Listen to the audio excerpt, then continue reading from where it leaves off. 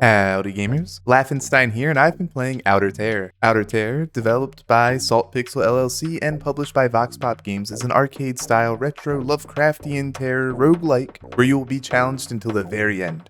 We're going to dig into Outer Terror a bit, and I'm going to give you all of the highs and lows regarding the game. If you enjoy indie game reviews and you want to keep seeing the content, please like the video and subscribe to the channel. I'm trying to reach my goal of 1,000 subscribers before the end of 2023, and I appreciate your help.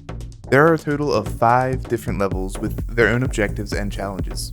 At the start of each level, the scene is set with an introductory comic book that will describe the horror that is terrorizing the town.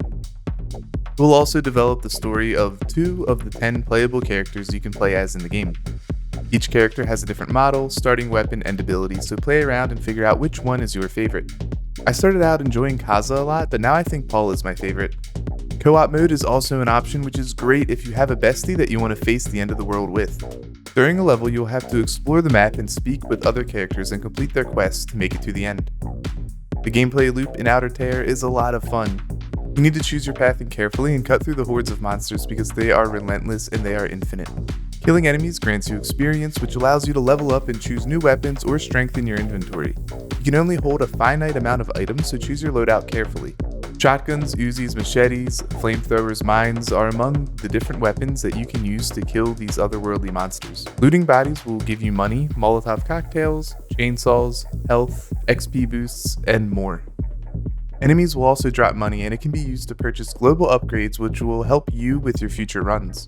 The highlights of this game are the music, the gameplay loop, and the comic book intros that really set the vibes of the level. The retro art style really fits the theme, and these elements work together so well. There are a few things I would love to see the game improve on with future updates. My largest suggestion would be more in-game feedback, and this is for a few areas in the game. Dying in this game is a bit anticlimactic, which is a bummer because the moments leading up to a death is so intense.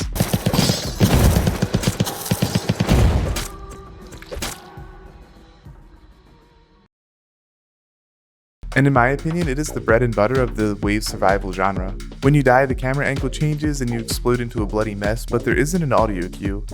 Adding an audio cue, or perhaps not changing the angle, or both, might help create the dreadful impact of dying, and I want to feel that weight. It takes a while to save up some money in Outer Terror, and I want to feel the rewards of purchasing an upgrade. When I saved up enough money to unlock the chainsaw and the Molotov cocktails, I was a bit disappointed when there wasn't an audio cue to celebrate my hard gamer work. Lastly, I just had some feedback regarding I don't know what to do sometimes. There's a bit of a disconnect regarding how to progress some of the levels.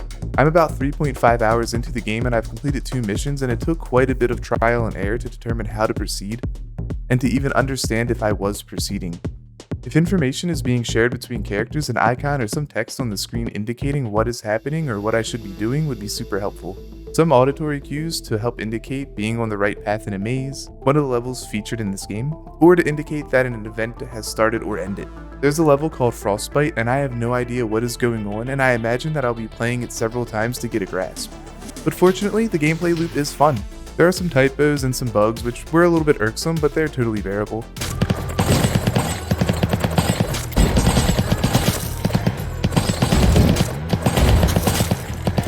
If you've watched some of my other reviews, you know that I love audio design. I just think it's very rewarding for the player experience, and there's a lot of value that I place on it as a gamer. To be clear, I do recommend this game, but I have some caveats. Right now, Outer Terror is on sale for $6.99 at the introductory offer, and I think that it's a little bit high for the general public. But I could consider it a fair price for fans of the genre who have found enjoyment in games like Vampire Survivors and Brotato. With some updates and bug fixes, I think this game will be easily justifiable at the $9.99 price point, so if you aren't going to pick it up now, add it to your wishlist and purchase it when it goes on sale. At the current rate I am playing, there seems to be about 10 hours of playtime in Outer Terror, and I am looking forward to unlocking the rest of the upgrades and finishing the levels. Which indie games are you looking forward to playing? Let me know in the comments below.